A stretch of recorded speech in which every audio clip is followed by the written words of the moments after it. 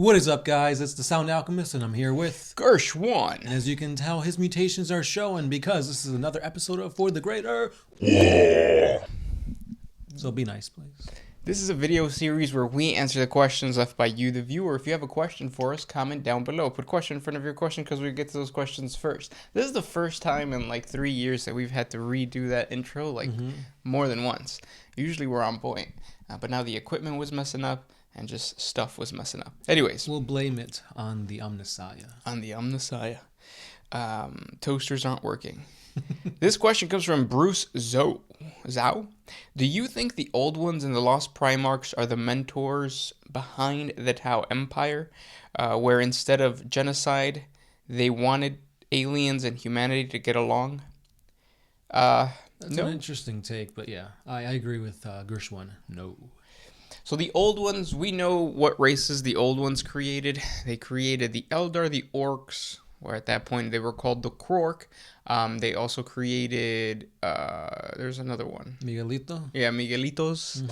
But like the Hrud and all that kind of stuff. And then there's speculation that they created humans. Oh, they also created the Jaqueros. Well, they wouldn't have created humans. They would have created monkeys, no? Simians?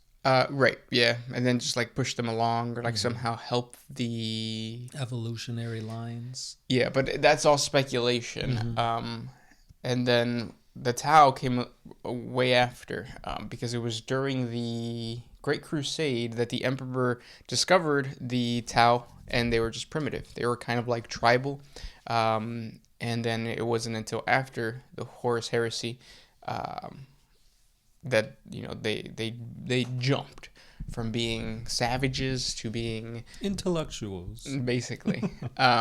So my theory is because Warhammer 40K usually tends to be cyclical in nature, the Tau might be the creation of the Eldar. And the reason that I think that is because in the past, the Old Ones were fighting the Necrons. The Necrons were not psychically powerful. They were all about science. And they were fighting the psychically powerful Old Ones. And the Old Ones created warrior races that were psychically powerful to fight the scientific Necrons, but then that backfired on them, and then they ended up creating they made chaos what it is now. This like turbulent space. And then nowadays you have the Tau, which are the psychically powerful, the scientifically powerful beings that are fighting more than likely like everybody else, which is psychically powerful, like Chaos, Eldar, Orks. All of them have some psychic thing that is affecting their own bodies or whatever. And then the Tau, somehow the Tau not being psychically powerful is going to backfire on them. But we'll see because of the whole greater good portion of the, what is it called? The latest thing that they got going on. Oh, with the Star Titan Nexus and how they went into the warp and they're going crazy. Yeah, and the psychic awakening and all that kind of stuff. So we'll see. But no, the Old Ones did not create the Tau. That came way later. Yes. And I also don't think that the Lost Primarchs have anything to do with the Tau, because he did mention that in the question.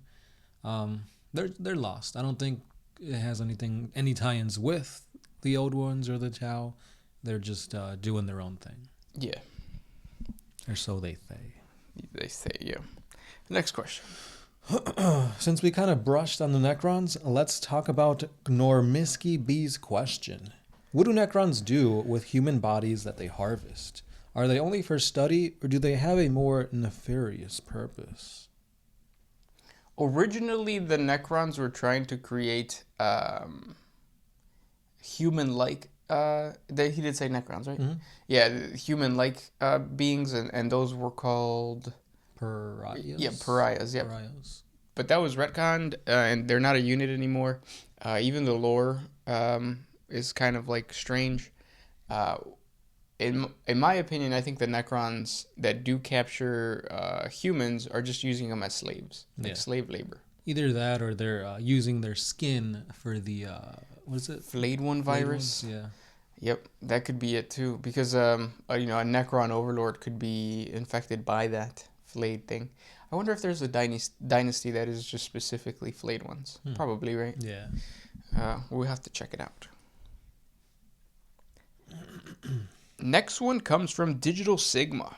Do you think we'll ever see Fulgrim Loyalist clone get free from Trazian's imprisonment in the Solomon's Galleries? So for all those that don't know, Fulgrim was cloned, and that clone was given over to Trazian the Infinite, a Necron Overlord. Is he an Overlord? Yeah, right? I mean, he's a lord, yeah. And he's just inside his little gallery of frozen time. Will he ever escape? I hope so. Yeah, I wish everything in there escapes, because that'd be so many awesome stories that GW can pull from. He's got like a Thunder Warrior, maybe even an Adeptus Custodi, perhaps even the Lost Primarchs are on there. Literally anything could be in his vaults that GW wants to put in. Yeah, the badass part about that is there's rumors that the next Demon Primarch is Fulgrim. So if we have Demon Primarch Fulgrim, then they release this clone, and this clone is just regular loyalist Fulgrim. Then he'll be able to fight himself, but he won't be as strong because he's a clone, and clones never work out. But that'd be awesome, because essentially we'd have two models in one. Yeah. A 30k version of Fulgrim, but in 40k, and we'd have the Demon Primarch. And it would be an awesome story, just because Demon Primarch Fulgrim would have to face the fact that he's fighting someone that did not betray his father. He's fighting someone that he still wishes to be, because he did feel regret for killing his best friend. He did. Yeah. Perturabo, right? No. Fulgrim. No. Ferrus Manus. Yep. Ferrus Manus, yeah. So that'd be interesting. It would be interesting. You could play that in a lot of different ways. But yeah, that'd be pretty sweet. Yeah. This one's by Dana Tran. Would Tyranids ever evolve and have new units in the future?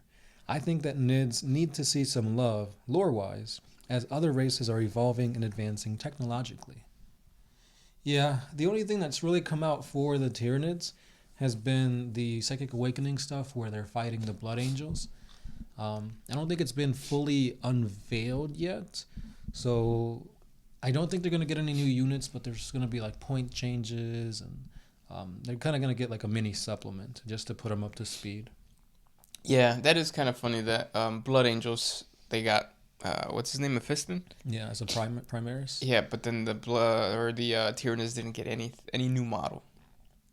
That's a bummer, right? Right, and even then, I was very let down by the stuff that the Blood Angels got. Yeah, it's more about pushing the narrative than it is actually putting new models. Yeah, I guess they are trying to make the point values a little different. They did that with all of them in the 2019 what is it called? Chapter approved. Yeah, every single index. So yeah, something like that. Yeah. Every single army was affected. Yeah. I know the Orks, all of their points changed. I don't know if they're good or not. We haven't played. But yeah. And it's just, I don't know, I just feel like with every new update, it's just more things to kind of gather to build your army. It's like, just put it all in one place. Like, I'm tired of having to sift through like 3 books, a campaign supplement, and the index to make sure I'm playing everything correctly. Yes. Next question comes from Aobard Thawne. If you took a faction from the grim darkness of the far future and put it into another sci-fi galaxy, what faction would be the most ineffective in a battle? I think it would be the Tyranids, ironically. So you think that if you took the Tyranids and you put them in any other sci-fi world, like Star Wars, they would be ineffective? I don't think that's true. Ineffective? No. That's what he said, yeah. Yeah, ineffective in battle. They're a huge threat to the 40k universe. And I feel like the 40k universe against many other universes is overpowered. They're basically super predators. Tyranids are essentially the aliens from the Alien series. They're just like, they actually have full-size armies. It's not just like one alien dude hiding in the jungle. Right. But they're more specialized too, and they have the gene stealers, which can infiltrate and actually intermix with the population of that said planet that they're invading. So they're pretty stealthy, they're pretty beefy, and If they kill something that has really good genes, they'll incorporate it into themselves, just making them more strong. Yeah, but I mean, if you did take a faction from 40K and put it anywhere else, I think Imperial Guardsmen would be like the basic troop choice. And if you put them into like Star Wars, yeah, they wouldn't do that. They wouldn't do any better than like the Rebels, Right. or something like that, because they are all about a war of attrition, which means that a lot of them are gonna die. Mm-hmm. So, good question though. This one's by Tyler Castillo. That means castle in Spanish. Since orcs get bigger and stronger with every fight, does that mean that Tuska and his warband grow indefinitely and they become more and more powerful? Or does Khorne just kind of hit that reset button on them after every death? So it doesn't say in the lore, unfortunately, from what I remember. And yeah, from what I remember, it doesn't say. So if he does hit the reset button, then yeah, they're just like regular orcs that are just constantly revived, which would make sense. Otherwise, they're still releasing spores, and Khorne wouldn't really be able to manage all those spores being released every single day.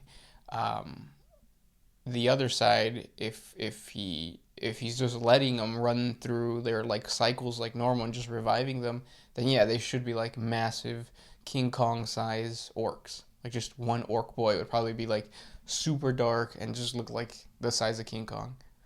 And then of course like the demon killer himself must be like Massive. yeah. But again, the lore doesn't state either or. Mm-hmm. Yeah. I feel like GW wouldn't want these King Kong orcs running around, so most likely it's just a reset button. Yeah. Means to train the demons and bloodthirsters of Khorne to higher heights of power. Which doesn't make it any less badass. I still think that's kind of badass. Yeah, that's still pretty cool. But yeah. Those were the questions for today. If you guys have more questions for us, comment down below. We do this a couple times a week. And yeah. Keep on commenting. This has been the Sound Alchemist, Gershwan. and we are out of here.